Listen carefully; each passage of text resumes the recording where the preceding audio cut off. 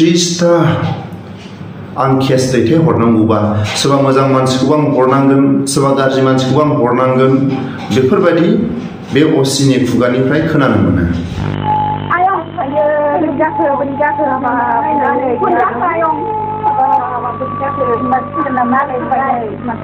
गोबां पेसेन्ट नांगौ फ्राय बिथांमोना 800 सो पेसेन्ट पार डे नांगोन होननानै बुंदों।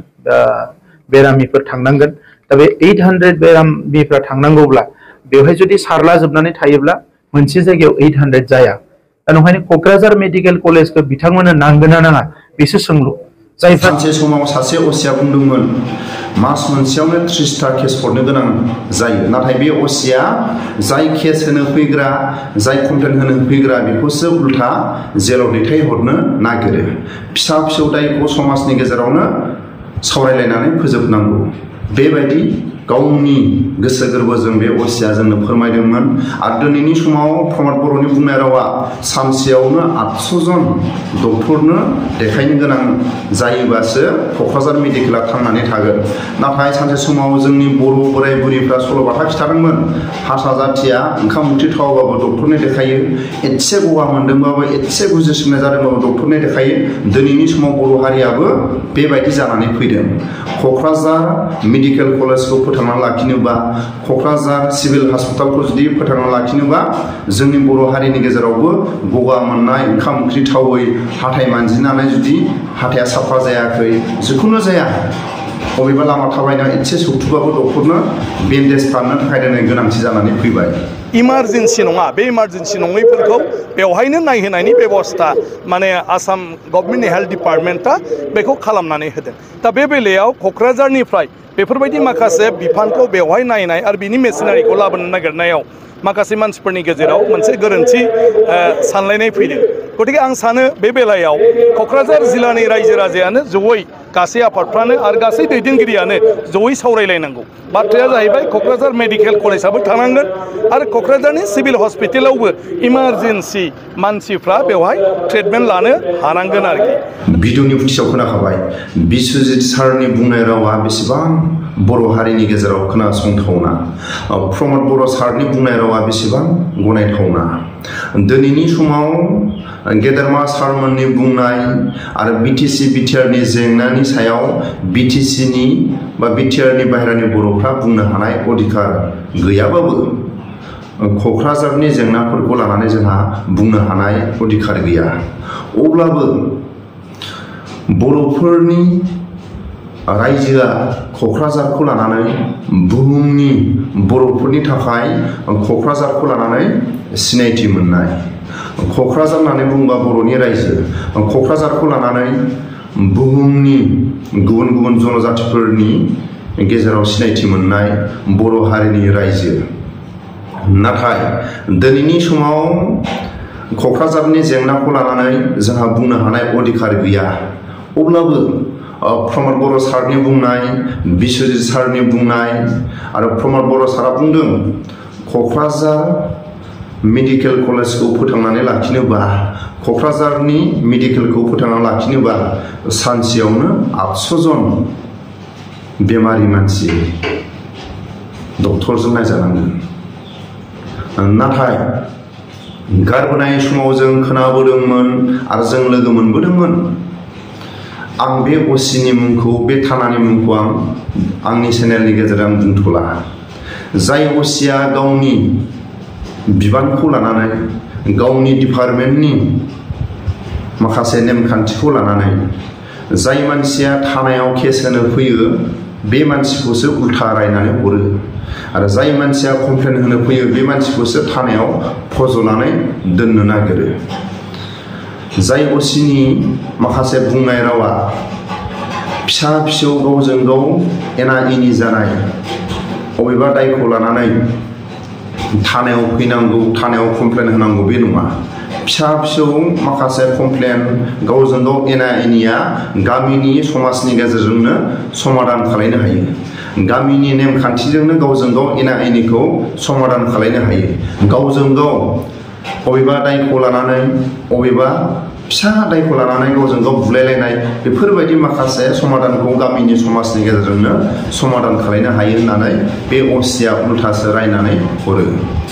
मानो होनोबा जाय असिया जोंनो फोरमायनाय मथे बेसेबां सैथो मोनथिया, मास मोनसेयावनो 30टानि बारा केस हरनांगौ गंसे थानायाव बा मोनसे थानायाव। अब्ला बे असिया बुङो मास मोनसेयाव आङो 30टा आं केस दैथाय हरनांगौबा सोरबा मोजां मानसिखौबो आं हरनांगोन, सोरबा गाज्रि मानसिखौबो आं हरनांगोन, बेफोरबायदि बे असिनि खुगानिफ्राय खोनानो मोनो। जाय असिया सोरखौबा जाय मानसिखौ दायनिगिरि होननानै कमप्लेन होनो फैयोबा कमप्लेन होग्रा मानसिखौसो उल्था जेलाव हरनो नागिरो, जाय कमप्लेन होनो फैयो बेखौसो उल्था जेलाव हरनो नागिरो। रायजो राजाफोरनि गेजेरावनो बबेबा दायफोरखौ समाधान खालाय, थानायाव फैनांगौ जेबो प्रयजन गैया होननानै उल्थासो बुजायनानै हरो।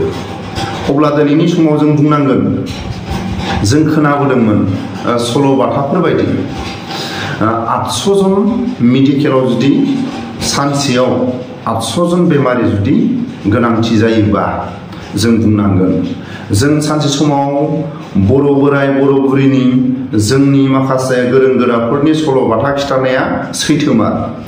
जाय आसामिस होननानै बुङो बिथांमोना ओंखाम ओंख्रि थावाबाबो डक्टरनो देखायनो थाङो, गावनि गोसोआ मोजां नङाबाबो डक्टरनो देखायनो थाङो, हौवा हिन्जाव गोनो गोथो गोसोफ्रा गोरोबलायाबाबो डक्टरनो देखायनो थाङो, माबा मोनसे फिसा बबेबा ओंख्रि थावाबाबो बेफोरखौबो मा जादों देहायाव बेखौ डक्टरनो देखायनो थाङो। गावनि खानाया एसे एनै मैला जानानै जुदि खर'आ मानोबाबो आरो मालाबा समाव खानाय खाननायाव खानाय गयोबाबो आरो माबा मोनसे मेगनफ्रा माननानै जिखुनु जाया फिसा ओरैनो माबा मोनसे सुथुनानै एसे दोलादोंबाबो डक्टरनाव देखायनो थाङो। जों बेबायदि आसामिसफोरखौ खोनाबोदोंमोन। दिनैनि समाव प्रमद बर' सारनि बुंनाय रावा दिनै जोंनि बर' हारिनि गेजेरावबो बेबायदि गोनांथि जादों। लामा थाबायनायाव एसे सुथुनानै जुदि दोलायोबाबो डक्टरनाव देखायहैनांगौ, ओंखाम ओंख्रि थावाबाबो डक्टरनो देखायहैनांगौ, हाथाय मानजिनायाव हाथाया साफा जायाखैबाबो बेखौ डक्टरनो देखायहैनांगौ। आंनि हाथाया मानो मानजिसेयावबो साफा जायाखै आरो बेदर नाबाबो आं ओंखामखौ मानो बुरजा बुरजा जानो हायाखै। मोनफ्रोमबो माखासे फिसा फिसा जेंनाफोरखौ दिनैनि समाव क'क्राझार मेडिकेलखौ फोथांना लाखिनोबा जोंनि बर'फ्राबो बेबायदि जानांसिगोन। मानो होनोबा गावनि गोसोआ गोनो गोथो, हौवाखौ गोसोखांबाय थानाया बारा जादोंबाबो, हौवाया मोजाङै जुदि गावखौ अनाखैबाबो, गावनि न'खराव फिसा फिसौ दायखौ लानानै जुदि गोसोफ्राव गुद गुद मोननाय, खें खें मोननाय, बेफोरखौबो दिनै डक्टरनो देखायनो गोनां जानानै फैदों प्रमद बर' सारनि बुंनाय रावा। नाथाय जों दिनै बुंनो हायो जाय MLA MCLA मिनिस्टारफ्रा खामानि मावनो होननानै बिबानखौ लायो, रायजो राजाफ्रा खुथाब खुथाब बुंसेयावबो बिथांमोना समाजनि खामानिखौ मावनो थाखाय गोसो होआ। नाथाय बिथांमोना मावबाबो दरमाखौ जायो। मानो जायो? जायफोर मेडिकेलाव खामानि मावनाय सरकारि डक्टरफोर बिथांमोना पेसेन्ट फैबाबो फैयाबाबो दरमाखौ जायो। अब्ला दिनै मानि थाखाय एसेबां जेंना? सानसेयाव 800 जन बेमारि देखायबासो क'क्राझार मेडिकेल कलेजा थांनानै थागोन आरो सिभिल हास्पाताला 800 जन बेमारि मानसि देखायबासो थांनानै थागोन। बे रावा बोरै ओंखारखो? जाय मानसिफ्रा दिनै मेडिकेलाव सरकारि दरमाहा जानानै सरकारि बेथन जायो, बिथांमोना बेमारि फैबाबो फैयाबाबो दिनै बेथन जागासिनो दं। आरो दावहा नांनानै आन्दालन खालायनानै मोननाय क'क्राझार मेडिकेल, क'क्राझार सिभिल हास्पाताल बेफोरखौ दिनै सोरनि थाखाय? बर'फोरनि आन्दालननि थाखाय। अब्ला दिनै बै आबौ आबैमोननि सल'बाथा खिथानाया सैथोमार।